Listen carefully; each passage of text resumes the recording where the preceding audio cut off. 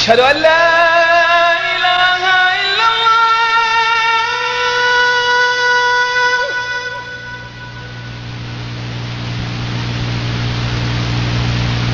أشهد أن لا إله إلا الله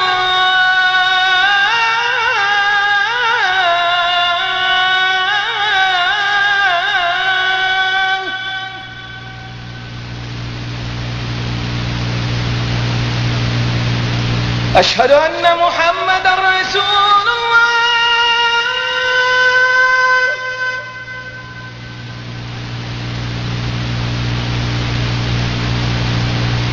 أشهد أن محمدًا رسول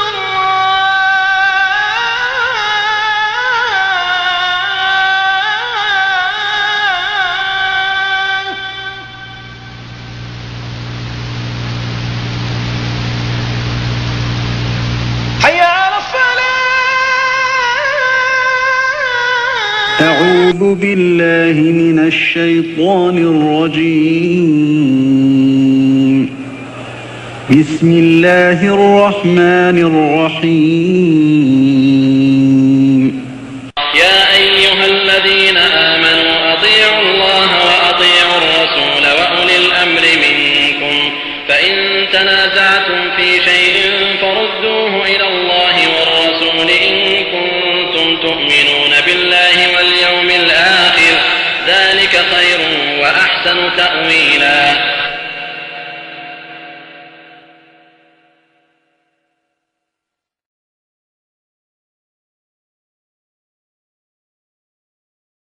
نحمده نصلي على رسوله الكريم. أعوذ بالله من الشيطان الرجيم. بسم الله الرحمن الرحيم. ألم تر إلى الذين أوتوا نصيبا من الكتاب يؤمنون بالجبت والطاغوت ويقولون للذين كفروا هؤلاء أهدى من الذين آمنوا سبيلا.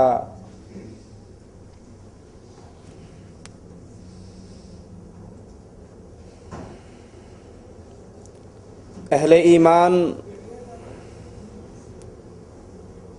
رسول اللہ صلی اللہ علیہ وسلم کی دعوت کو سمجھ کر آگے پھیلانے والے جب بھی لا الہ الا اللہ کی کھری دعوت پیش کرتے ہیں، لوگوں کے سامنے ان کے سچے مالک اور سچے الہ کا تعارف کرواتے ہیں،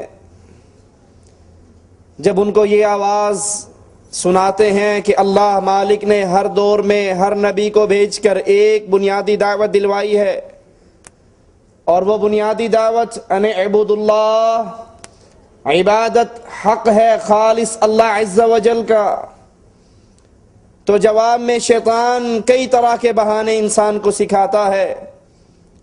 جب ان کو کہا جائے یہ قبروں پہ سجدہ کرنا، ان قبروں کا طواف کرنا، ان قبر والے مردوں کو اپنا داتا اور مشکل کشا سمجھنا، حاجت روا اور غوث اعظم ماننا، یہ اللہ کی عبادت میں شرک ہے۔ تمام طرح کی عبادات کے لائق خالص اللہ عز و جل ہے۔ تو وہ ایک شبہ، ایک اشکال اکثر پیش کیا کرتے ہیں کہ رسول اللہ صلی اللہ علیہ وسلم نے فرمایا شیطان تم سے نا امید ہو گیا کہ اب تم دوبارہ شرک کرو، اب تم دوبارہ بتوں کی پوجا کرو۔ ہاں میں تم پر ڈرتا ہوں۔ تو دنیا کے بارے میں اس حدیث کو پیش کر کے اکثر قبر کے پجاری قبر والے، مردوں کو داتا کہنے والے یہ اشکال عام انسانوں کے ذہنوں میں پیدا کرتے ہیں کہ اب اس امت محمد علیہ الصلوۃ والسلام کے اندر شرک نہیں آ سکتا، کیونکہ اللہ کے نبی نے فرما دیا شیطان تم سے نا امید ہو گیا کہ تم سے دوبارہ شرک کروائے۔ حالانکہ یہ خطاب صرف محمد رسول اللہ صلی اللہ علیہ وسلم نے اپنے اصحاب کرام سے کیا، اے میرے صحابہ شیطان تم سے نا امید ہو چکا ہے، شیطان تم سے مایوس ہو چکا ہے۔ صحابہ کا زمن، صحابہ کا دور بہترین، 3 ادوار کی گارنٹی رسول اللہ صلی اللہ علیہ وسلم دیتے ہیں، بہترین دور میرا، پھر اس کے بعد آنے والا، پھر اس کے بعد آنے والا۔ اس دور کے مسلمانوں سے شیطان مایوس تھا، لیکن شیطان نے وہی حربے جو پہلے استعمال کیے پچھلی امتوں کو برباد کرنے کے لیے، وہی حربے اس امت کے اندر شرک کو داخل کرنے کے استعمال کیے۔ اکثر آپ نے کیو ٹیلی ویژن پر طاہر القادری صاحب کو سنا ہوگا کہ نہیں جناب اس امت میں شرک نہیں آ سکتا۔ تو آئیے ذرا قرآن و حدیث کے دلائل ذرا ورق گردانی کرتے جائیں اور دیکھیں کیا واقعی یہ امت قیامت تک شرک سے فارغ ہو چکی ہے، خلاصی پا چکی ہے، حفاظت اس کی ہو چکی ہے، اب شرک اس کے اندر داخل نہیں ہوگا۔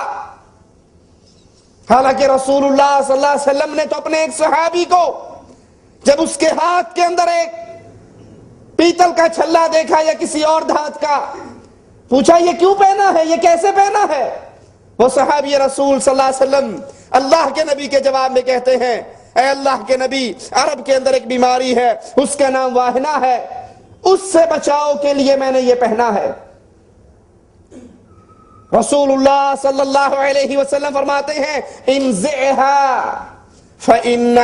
فإنها لا تزيدك الا وهنا، اس کو اتار کر پھینک دو، یہ تمہاری بیماری میں اضافہ تو کرے گا، کمی نہیں کرے گا۔ وَلَوْ مُتَّ وَهِيَ عَلَيْكَ مَا أَفْلَحْتَ أَبَدًا، اور اگر یہی چھلا، یہی مندری، یہی انگوٹھی، یہی کڑے پہنے پہنے موت واقع ہو گئی، مَا أَفْلَحْتَ أَبَدًا، تیری فلاح کبھی نہیں ہو سکتی، کیونکہ شفا دینے والا کون؟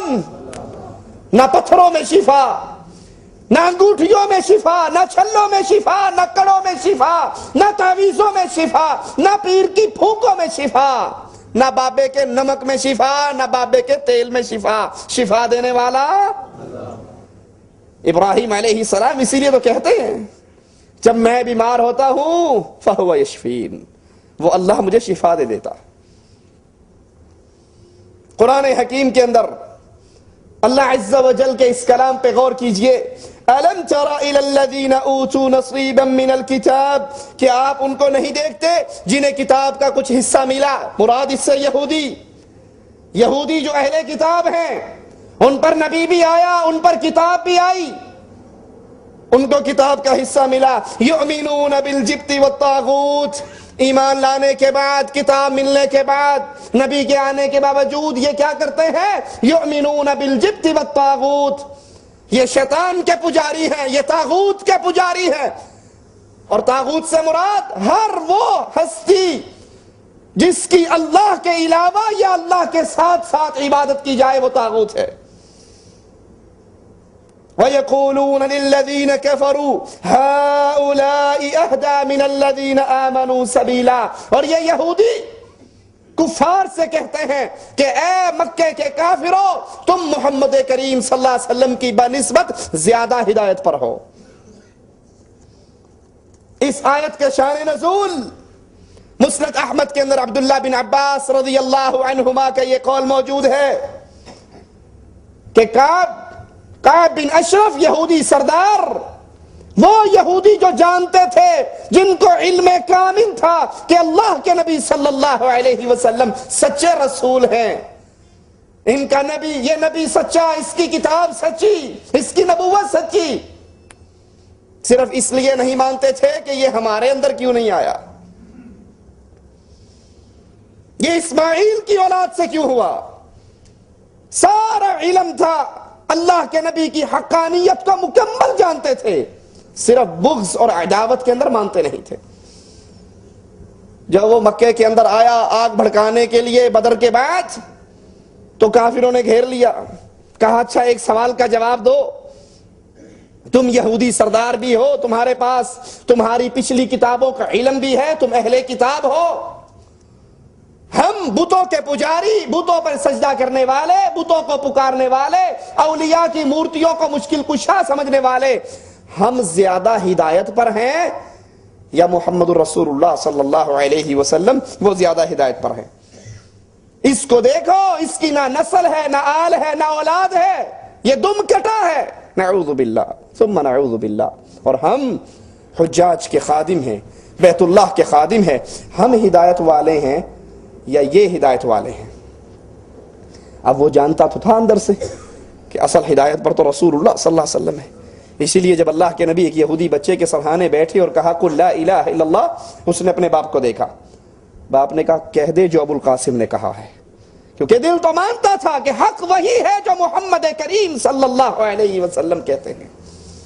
تو وہ کفار کی حمایت لینے کے لیے کہنے لگا نہیں، تم بتوں کے پجاری رسول اللہ صلی اللہ علیہ وسلم کے دین سے زیادہ ہدایت یافتہ ہو. تو یہودیوں کے بارے میں قرآن حکیم ایک بات سمجھا رہا ہے، یؤمنون بالجبت والطاغوت، یہ شیطان پر ایمان لانے والے، اللہ کے ساتھ شرک کرنے والے. دوسرا مقام قرآن حکیم کا سورۃ المائدہ ہے، آیت نمبر 60 ہے. اپنے گھروں میں رکھے ہوئے قرآن کو غلافوں سے نکالو اور کچھ وقت اس کی تلاوت ترجمے اور تفسیر کے ساتھ کرو.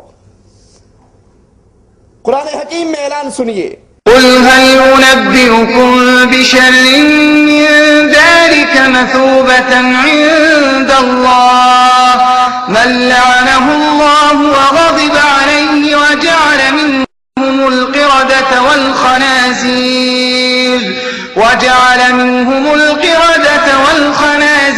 وعبد الطاغوت أولئك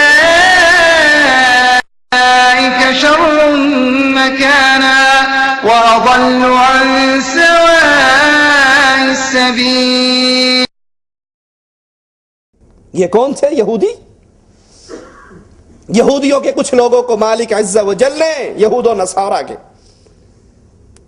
جن کو ہفتے کے دن آزمایا، ان یہودیوں میں سے کچھ لوگوں کو اللہ نے باندر اور خنزیر بنایا اور پھر ان کی نسل کو ختم کر دیا. یہ تھے کون؟ ان کا عقیدہ، ان کا کردار قرآن بیان کرتا ہے، وَعَبَدَ الطَّاغُوتِ، یہ اللہ کی عبادت نہیں کرتے تھے بلکہ اللہ کے مقابلے پر شیطان کی عبادت کرتے تھے، بتوں کو پوجتے تھے، اللہ کے علاوہ طاغوت گڑ رکھے تھے، ان طواغیت کی عبادت کرتے تھے، معبودان باطلہ کی پوجا کرتے تھے. دوسری آیت سے بھی ثابت ہوا کہ یہودیوں کے اندر شرک اور غیر اللہ کی عبادت داخل ہو چکی تھی. اب آئیے ان دونوں آیتوں کو سامنے رکھیے کہ یہود و نصارہ کے اندر شرک داخل ہو چکا تھا، یہودیوں کے اندر طاغوت کی عبادت شروع ہو چکی تھی. آئیے اب رسول اللہ صلی اللہ علیہ وسلم کے اس فرمان کو سنیے. ابو سعید خدری سے روایت ہے، رسول اللہ صلی اللہ علیہ وسلم نے فرمایا تم اپنے سے پہلے لوگوں کے طریقوں کی مکمل پیروی کرو گے. اپنے سے پہلے جو امتیں تمہاری گزر گئی، مسلمانوں سے پہلی امت نصارہ کی، یہودیوں کی، اللہ کے نبی علیہ الصلوۃ والسلام فرماتے ہیں، صحیح مسلم کی روایت ہے، بخاری و مسلم کی، اپنے سے پہلی امت کی مکمل پیروی کرو گے. جس طرح تیر کے پر آپ اس میں برابر ہوتے ہیں، تم بھی ان کے نقش قدم پر ایسے ہی چلو گے. اگر ان میں سے کوئی کسی جانور کے سوراخ میں داخل ہوا ہوگا تو تم میں سے بھی ضرور ایسے لوگ ہوں گے جو اسی جانور کے سوراخ میں داخل ہوں. رسول اللہ صلی اللہ علیہ وسلم نے پوچھا، رسول اللہ صلی اللہ علیہ وسلم سے پوچھا گیا، صحابہ نے پوچھا اے اللہ کے نبی، ہم سے پہلے لوگوں سے مراد کون ہیں؟ جن کے پیچھے ہم چلیں گے وہ کون ہے؟ کیا وہ یہود و نصارہ ہیں؟ آپ نے فرمایا وہ نہیں تو پھر اور کون ہے؟ یہود و نصارہ کے نقش قدم پر تم چلو گے، یہود و نصارہ کے پیچھے، ان کے قدموں پر، ان کے فٹ پرنٹ پہ جو ان کے عقیدے ہوں گے، جو ان کے معاملات ہوں گے، اس کے پیچھے پیچھے چلو گے. اگر وہ کسی سوراخ میں، جانور کے سوراخ میں داخل ہوئے تو تم بھی ایسا ہی کرو گے. ایک اور روایت میں کہ اگر ان میں